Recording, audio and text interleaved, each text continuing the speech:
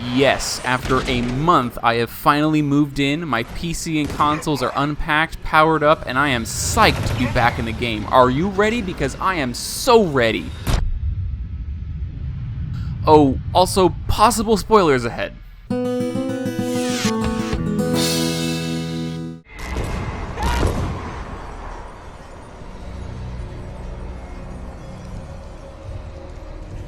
Hey parents, Carmine here with your video review of Killzone Shadowfall.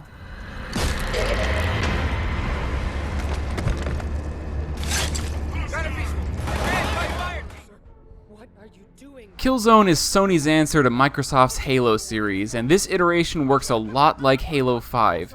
The game has some great visuals that sometimes seem to take a high priority over gameplay, but the movement and shooting is overall smooth as butter. The story is a sequel to Killzone 3, but the premise is so absolutely far-fetched and the script writing so decidedly anti-war that I had to keep double-checking that this was indeed a first-person shooter.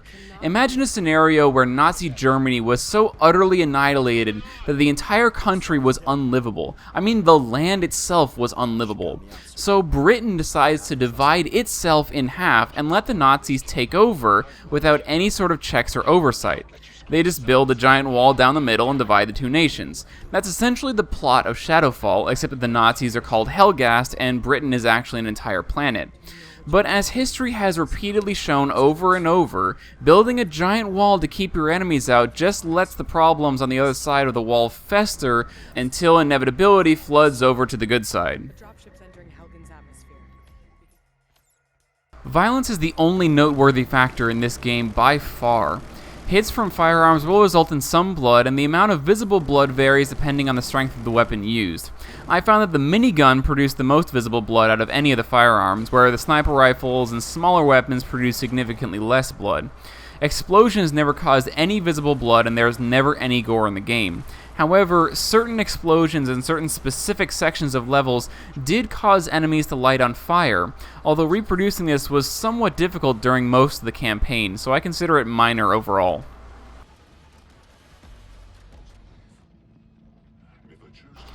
The only times when the brutality of the violence spiked was when the player killed an enemy with a melee attack. Frequently, these resulted in executions where the player would grapple with and then stab or slash the enemy. A small amount of blood resulted from these executions, but the proximity of the player to his enemy made this small amount more obvious than any other blood in the rest of the game. Sometimes this was the most effective way of killing the enemies, especially when they were shielded, so I did see this relatively frequently throughout the campaign.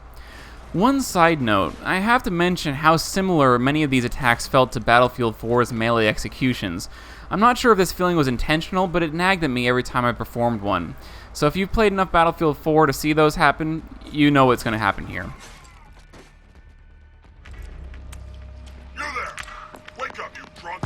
You got 5 seconds to vacate the area. Sexuality and Substance Use get a point each, since there are a couple of lines of dialogue where content that would fall into these categories is mentioned, but nothing is ever depicted visually. As a result of the violence but complete lack of gore, we gave this game a recommended age of 12 years old. My gaming budget is still pretty tight right now, but I'm redoubling my efforts to get more videos out, so keep an eye out for Witcher 3, Uncharted, and Mirror's Edge Catalyst in the near future.